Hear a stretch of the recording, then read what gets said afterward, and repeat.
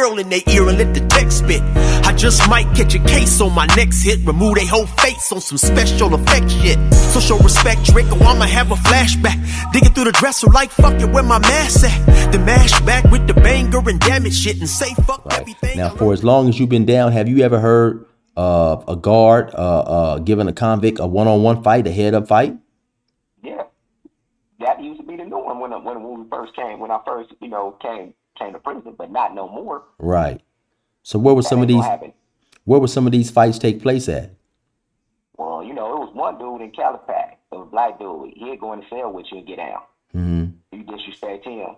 I seen that a couple of times. That was basically really the only prison that I've seen it at. Right. But Calif was a different prison than a lot of these other prisons that I've been in. Right. It was a different time, it was a different place. It was ran by a lot of people that was under politics, that was, under prison gangs. They was running the yards. And it was basically like structured. So it was different. Right.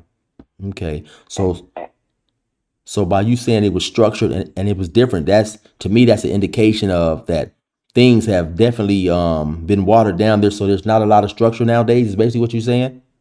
No, ain't no structure no more, period. You got Mexicans sleep in the cell till 1 o'clock in the afternoon. So are you saying Woods that sleep till 1 o'clock, 12 o'clock. You got niggas that sleep all day. So then you saying don't nobody give no books out no more. None of that. Ain't no studying time, none of that. So then not only is it not structured among the blacks, you saying that the Hispanics and a lot of the white inmates aren't as structured as it used to be as well? Nope. It got toned down. And it all got toned down when we did the hunger strike when we was in the SHU. Mm-hmm. And they let all the people that was validated, all the OG Mexicans and the OG Aryan brothers and all them out. They made a deal back there with the BGF and all that they was going to turn down the violence in CDC. Right. Okay. So everything after that got watered down. So now we don't want to say it because I'll definitely have to edit it out. But at the prison that you're at right now, what factions are up there? Are there Southerners, Northerners, Bloods, Crips? Who's up there at the prison that you are currently at now? Well, I'm on the prison I'm at right now. It's only Southerners, Woods, Bloods, and Crips. Okay. And how is the? You got the Bay Area. So you got them there. So I'm just gonna say the blacks, the Mexicans, and the whites. No Northern Mexicans, no Bulldogs. And how is the racial politics up there? They watered down. The essays do their thing, the Woods do their thing, and basically the niggas is basically follow behind whatever they think is right. So, in your opinion, because I always ask this to the people that I'm interviewing, what group of convicts run the prison? I would say the Southern Mexicans got a strong, they got a strong hand in the prison. And basically, Woods are gonna, follow under them because they basically like allies. And the niggas is gonna be like, I'm gonna say the blacks, I ain't gonna say niggas, I'm gonna say the blacks. Nowadays, they got the cell phones and all type of stuff, so everybody looking for an excuse not to do nothing. Right. So basically, they control the prison, mm-hmm. if I want to say so. Right. In my eyes. So in your eyes, the Hispanics control the prison. Yeah. Do they dictate what other races do, or elaborate on that? How do they control it? The reason why I say that to a point, right? Because the blacks ain't really gonna do nothing unless they do something. Right. It's like if I come to 10 blacks and tell the blacks, hey man, this is wrong, this is what we should do, them same 10 will be like, nah man, we ain't gonna do that. But now if a group of FAs come and be like, hey man, me and my peoples is about to do this, them same blacks gonna be like, oh yeah, we gonna do that too. Right. So that's the reason why I say that, the FAs got it, they basically run it because niggas follow behind them. Right. And it's sad. So do you fear that the blacks are scared of the Hispanics? I'm gonna say when it comes to playing with weapons, yeah. Uh-huh. You got a whole bunch that's gonna be scared to play with weapons with them. Right. And I don't fault nobody because and it falls on the older homies. It falls on the people that been in here years, but not teaching the young. You don't got people teaching people how to make knives no more. You don't got people teaching how to do certain things anymore. So people be having bullshit knives. The motherfucker with a toothbrush gave me a toothbrush the other day, and I looked at, I threw the shit back under the door. Like, man, this is crazy. Right. Right. So I mean, and that's what I blame. But I mean, it is what it is. But as far as prison politics and prison, how it used to be, it's no more. Okay. So earlier you had mentioned that you got into it with the woods behind a white crip. Is that a scenario that you've seen often where it's a lot of white crips or white bloods who run with the Well, blacks and the I other mean, race isn't accepting it? it 9 times out of 10, wherever you at, it's one gonna pull up. I mean, it's either gonna be a white crip or a messing crip or a messing blood or you know or white blood pull up Right. because it's a fashion show nowadays. So it's either, and we only gonna go to war if the wood or the Mexican down. But if he got any type of hole, any weenie, and we ain't gonna do nothing. Niggas gonna throw him to the wolves. They might run. They might even roll him up the yard themselves. Right. So that's, I mean, like I say, we in the era now where it's really no backbone. Mm-hmm. Okay. Everybody want to do drugs and be on the phone.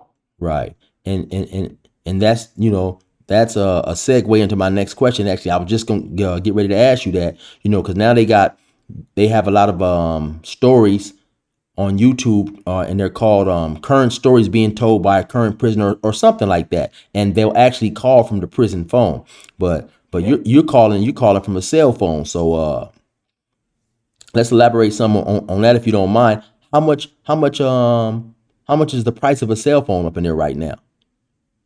Well, the cell phone I'm on, a person offered me $10,000 for. For a cell phone? I mean, they wanted the cell phone, they needed the cell phone, they offered me $10,000. But you can get a brand new from about 5. It depends on who you mess with. That's what it really depends on. Who you with, who you run with, who you cool with. So why didn't you sell it? Because I needed more than I needed that money. Right. So because that cell phone is your avenue basically to the streets and to handle a bunch of other things, as far as maybe if you wanna try to research a case legally or whatever you want to do. I mean, it helps you. It helps you out. The things that with it helps you with anything that you possibly want to do. If you want to hustle, you can do that. If you want to set up a plan for when you come home, or you want to set up your jobs, you want to get back to in with your family. It sets up things for people that been down a long time that people don't write no more. You get back in communication with your loved ones. That's basically what it is. Right. And being in prison, like you say, man, being able to communicate with your loved ones is definitely extremely valuable when they're only given. I'm gonna phrase it up like this. When I was in the shoe, I was back there. Majority of the shoe, a single man cell by myself. I wasn't getting no mail, so I started building a lot of hatred for people that I love. I used to build in my mind like, man, fuck them, man. I used to do this for them, and they ain't here for me. You feel what I'm saying? So Right. when a motherfucker got their cell phone, a motherfucker started, even if it's fake love, motherfucker started giving that love. So a motherfucker started being accepted again, becoming a bit more humanized again, Right. if I should say that. So basically, it helps animals become more human again. And I'm gonna put it that way, because a lot of people lose their mind, like I don't give a fuck, and they just get to doing shit that don't matter. They don't nobody really want you around, and I became one of them dudes. Right. So So basically, you saying that due to feeling the lack of love you felt from the streets, or from the expectation that you had of people who were free on the streets, when they didn't live up to that expectation, it basically affected you in a negative way mentally. And of course I can understand, having all that time, having life, feeling that the people that you care about don't care about you. A person can easily become depressed, become to the point where he just don't basically care, and yeah, And So so, I deal with my situation. I wasn't gonna hurt myself. I wasn't gonna kill myself, nothing like that. So I tried to take it out on anybody I could. right, You know, I'm a respectful person. So when every issue I got, I took it to the extreme. So right. that means if it was some bullshit, I might want to stab you over some bullshit. But it was, you know, I'm building a reputation, and basically I'm dealing with my frustrations at the same time. Well, let me ask you this, because earlier you said that you was gang affiliated, and how did um how did your homies from your gang did they look out for you? Did they, because if you're in there behind a gang related crime, of course it was for the gang. So are your homies living up to your expectations, or how does that situation work? I mean, this go for anybody. It's a lot of people that some people gonna look out, but the majority of the people that's gonna look out is gonna be your loved ones, your family, your uncle, your auntie, your mamas. Your homies ain't gonna be here. Right. It's only a couple motherfucking homies that's gonna stay solid and send you something. Right. That's just being real. And if you think that everybody and their mama gonna send you something, you're gonna lose your mind. Right. And then of course, like you say, the homies that do send you things for whatever reason, they can't afford to do it every month. Exactly. And so And it's you're just gonna get a lot of motherfuckers that's gonna tell you, yeah, I'm gonna do it, and then a lot of motherfuckers ain't gonna do it. right. Right. So let me ask you this, man. If you had it all, if you had to do it all over again, would you still join the gang, knowing what you know now? Honestly, hell no. I live a life. Right. I would live my life. See, I'm a person that ain't really never had a chance. So, hell yeah, I would. If I knew what I know now, I would turn around and do something positive with my life. That's the honest truth. When you say you a person that ain't never really had a chance, what do you mean by that? Now, my mom, was basically like a homegirl. She was on the block, so I was on the block with her. So So at 4 or 5 years old, I was smoking, drinking beer, all that from the porch. at 4 or 5 So years old, you was smoking and drinking beer. smoking weed, drinking beer. Where Shit, I'm throwing up Crip in '85 where was you getting the weed and the beer from? from the older homies that ran with my mom and them. Hmm. It was funny to them back in the days. That was cool. Right. To see So a I little. never really had no normal childhood. Okay. So at what age do you think you officially hopped off the porch and was basically just like in the hood? Probably like 91, 92, So how old were you?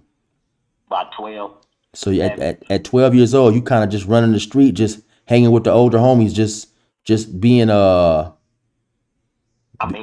I remember an incident in '88 where I took a gun from one of the homies, one of the older homies. I'm gonna say his name, Early Black. He ended up catching a murder with that same gun. Well, I ended up stealing that gun from him, and I took it to some other homies, and I'm teaching them how to shoot. hmm. So this is what this is how I grew up. Right, right. You know, so So you grew up basically where being a gangster, being in the streets, and things that's associated with those two things is cool. So basically, you saw nothing wrong with. what I was doing. Right. And of course, when we in the street and we gang banging and we being gangsters, we want the attention. We want to be accepted. And a lot of times that acceptance comes through violence, through acts of what people would consider crazy. And so that's the type of thing that we do. And eventually we see nothing wrong. Because every Yeah, time we do something crazy, we get commended. We get pats on the back. And of course, we look up and our life can spiral out of control. exactly. Exactly. Like I say, I never had a role model. I never thought about Michael Jordan or nothing. My role models, shit, by '94 was either facing death row or facing life in prison. Right. All my role models. Right. You feel what I'm saying? Right. All the ones that I consider big homies, that I consider real gangsters. So Right. these are the dudes that I respected and looked up to. So of course, it's only right that a couple years later, I end up catching a murder and going the same route they did. And that was going to be my next question. Um, Now you said that your role models was either on death row, facing life without facing life. That didn't deter you. That didn't make you see by seeing the people that you looked up to, seeing the situation that they was in. It didn't deter you from wanting to take that same route. What made you continue to want to be in the streets? Because I wanted to be like them. I wanted to be a gangster. Right. Wow. Yeah, that's deep, I mean, man. that's just the honest truth. Right. That's deep. No, and I appreciate your honesty because it's like that with a lot of us, and by us, especially by us being younger, by us being immature, we don't appreciate the circumstances that are in front of us in terms of when we see an older homie go to jail, because in a lot of our communities, going to jail is seen as a badge of honor, especially when somebody will go to jail and they come home 3 or 4 years later with muscles and all this type of stuff. People congratulate them and this and that, but they don't come home and talk about how they was left for dead while they was in there. And so sometimes Yeah, we'll see this stuff and we'll think it's cool. 16 to life. I sit back in these cells and I think I done stayed on a level 4 yard for 19 years, and I ain't even motherfucking been on the streets 19 years. Wow. Hey, you That's know what? like, That's crazy. Now that you mention it, right? Because you said yeah, you went to jail at 18. no, I mean, let me back it up. I went to jail. My first started doing jail time in '94. Uh-huh. From '94 to now, I only been out 22 months. And the Okay. months that I was out, besides 8 months, I was on the run. I had AWOL from camp. I had AWOL from placement. I Hmm. went to YA in '96. I got out in 2000. I was only out a couple months before I called my murder, and I Okay. fell down. So basically, I've been incarcerated all my life. Wow. And then during your entire incarceration, this period here, you've never went to a level 3. You just had to deal with level 4s. Level 4. I've been on level 4 the whole time. This is my first chance, even possibly even close to getting to a level 3 this year. Well, man, And that's on the they done broke that. Like I say, prison done changed so much. They done made up certain rules for people that came to prison while they was young and caught all the time or the points. right. Now they gave us a way out. They let us, if we can program for a certain amount of time, they'll override you to a level 3 so you can get rehabilitation. Right. So where's your mind state at now mentally? Are you going to try to take advantage of those rehabilitation type classes and programs or Oh, see that I've been taking advantage of the self-help programs. I do self-help in my cell. okay. I do self-help. I read. I never just do nothing, as I should say. I Right. work out. I try to stay in a positive mind frame now. Right. But before, I was always looking for something to do. Okay. I was pushing the line. I didn't give a fuck where you was from, gangster, company card. If it was an issue and I found out about it, I'm gonna have something to say about it. Right. That's just how I was. I mean, I can tell you about an incident where the niggas damn near turned on me, but I was in the right, so they didn't turn on me. But the Uh-huh. SA told me that I was paid on some of my money. Right. Uh, you know, I mean, that's just in my mind frame was. I'm from an area or we never deep on the yard, so we always tend to get pushed on. Mm-hmm. So I'm one of the ones that was like, fuck that, nigga. I'm pushing on everybody else. If they got something wrong, nigga, I'm bringing it up. And Right. if it's a problem, nigga, we going to the hole. Right. That's just what it is. Right. But that was more of myself dealing with my frustration. As I should say, that was my time where I was being I was suicidal, as I should say. I wasn't trying to kill myself, but I wasn't tripping about what the consequences would happen to me if I do something. Right. Right. Wow, man. So I can say it's been extremely interesting talking to you, man, and I definitely believe that once we put this up, they'll definitely want to have you on here again, man. Uh I definitely don't want to hold you too long. I know your security is extremely important, and I definitely want you to stay safe in there as far as your connection with everything that you're trying to do in life, man. And so G Dub, I definitely appreciate having you on here, man. And And it was a pleasure, man. It was a pleasure. I would love for the youth to really understand what prison really about. I don't right, want to give no false hopes, because I was raised on false hopes. I was raised with a bunch of motherfuckers that I thought was real, but in the end wasn't really real. right, So I want to, I really want to get to people before you fuck up your life and you come back here and you can't get out. right, right, That's what I really want to do. That was my whole intent. I done did all this stuff, but shit, I ain't did nothing really. And if I can get back to the community or stop a youngster from, going down my shoes because he want to be a gangster, that's the whole thing about. That's the whole reason why I'm doing this. I don't really be doing the talking, the interviews and stuff. Well, that's deep, man. And like I say, I definitely hope, man. I got a decent amount of subscribers, man, and I do on Friday what's called a free game Friday, and I get a lot of good reports back on individuals, man, youngsters who out there in the street who say that the information that's provided to them definitely helps them make better decisions, and definitely helps some of them even get out of the street. And so I definitely believe some of the things you said, man, will make some of these youngsters think, man, about throwing their whole life away. So real quick, now you say you came to jail at 18 or 20 or somewhere up in there. So just doing the math real quick. So you either about 40 or 38 somewhere up in there, right? Now I'm 41, You about fo- to turn 42 in January. okay. So basically, then you didn't spend all your 20s in prison. You didn't spend all your All 30s in prison. Yeah, Now you, and I'm you still in prison, and you hoping still in on prison, a jumping parole into your date. 40s. How do you feel, man, real quick, about just losing your youth, to prison? I feel sad. I got sisters and brothers that I done heard told other motherfuckers like we don't know him Hmm. because I've been incarcerated all my life. That shit hurt. I done lost my grandma, I done lost my mama. Man, A my, lot my of that shit hurt. condolences, homie. My condolences. I know Yeah, that's got to be horrible. yeah. Right, So, and then you got this COVID shit. I'm in my back of my mind, and I'm gonna get out, and is anybody gonna be there that I know when I do get out? right. So, hell yeah, this shit hurt. And that's deep, man. That's a whole lot to think about. But unfortunately, many of us don't think about it until we're incarcerated. Now everything that wasn't important to us is important to us, because we have time to now to sit down and put things into perspective, man. And so that's deep, man. We don't realize how much we we're hurting the people that we love, and we're being taken away from the people that we love, and we make the hood seem so important while we out there. But then once we get locked up and we have a time to sit back and think and educate ourselves some, we realize that the hood is definitely not what it was cracked up to be. And that's the truth.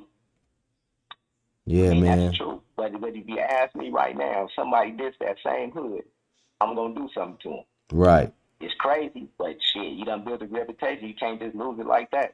And you know what? I mean, I used to feel the same way, right? And I think as I look deeper into it, it got to a point to where we're really not riding for the hood no more. We're riding for ourselves, because if a person diss your hood, that's something personal. When you diss a person's hood, you basically inviting him into a fight. That's what you want him to do. You want him to get mad enough to fight. And I think that's the reason why, we take a lot of that stuff personal, because some of us will let somebody else say fuck you, to us, and we'll say fuck you, we'll say it back. But if they diss your hood, being from the gang culture, that's basically now you this dude then basically, he didn't threw his knife in the sand, man. He and now you got to get down. You know what I'm saying? Because if you don't get down, now you just your reputation is basically over. So it's a trip how I used to evaluate some of that stuff, man. That basically we cared more about our hood, where many of us didn't own one piece of property. A person could say something crazy to us, but if he diss our hood, just due to the way the gang mentality is set up, man, that was automatic go time, man. So it's just crazy how we put ourselves in so deep in a hole, man, mentally, and we do a lot of things that's backwards. And these last little couple years, man, these last like 4 years, this has been the hardest time that I ever done. And the reason why is because I had to control myself. I had to stop doing what I normally do, Right, which is react. I had to sit back and let things go. What's more important? You going home or you going to this level 3? What's more important? Or you staying up here acting a fool? So I had to grow up. So right. these last little 4 years, they've been the hardest. Because up until then, my time was flying. Right. And I definitely commend you on that. And you're right, man. I noticed the same thing, that, when I was trying to make parole and go home now, because you know what it is, we starting to think about things more. We starting to use our mind as opposed to using our fists and using weapons. And so it's tougher, dealing with the mind when we have to balance our thoughts. When we could just react and wild out and move off pure emotions, that was easy. But having to think and navigate our way through situations, man, and and sidestep individuals and watch out for things that could potentially set us back is difficult. It's more difficult than having to fight, having to go ride and get your ride on, you know what I'm saying? And so, like I say, man, once again, I commend you, homie, for thinking, for using your mind, man. And basically what you're doing is called maturing, man. That's all you doing, man. You maturing, and I want to commend you on that, man, because I know, it's not easy. Being in there in your position, it's not easy at all, man. Any day you can go out and potentially get into a wreck. So, being able to watch out for watch out and move a different way in order to chase your freedom, man, is commendable. And I've been through the struggle, and I honestly and sincerely pray for you, man, and hope that you'll be able to regain your freedom, man. Man, I appreciate it, man. With it, the man above is willing, I'm gonna make it there. I'm trying hard. That's the only thing I can do. Stand tall through it all. Most definitely, man. And so hey, y'all, that concludes my interview, man. Maybe we'll hook back up in the future, G-Dub. I appreciate you swinging through, man. You really shine some knowledge on a lot of things, man. And y'all already know what time it is, man. Resume normal program. Dear God, please don't let me relapse and return to the evil that men do. Father God, I pray and ask that you help me to have mercy on others the same way I would want you.